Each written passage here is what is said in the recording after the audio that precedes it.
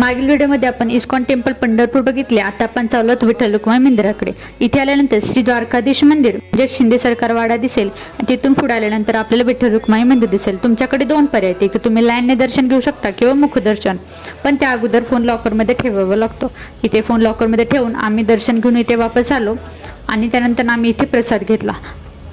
इथे प्रसाद घेतल्यानंतर आबा डबल जाताना पाया पडले. आबा दरवर्षी वारीला येतात, पण ह्यावेळेस ते येऊ शकले नाहीत कारण त्यांची आता तब्येत व्यवस्थित नाही आहे एवढी पहिल्यासारखी.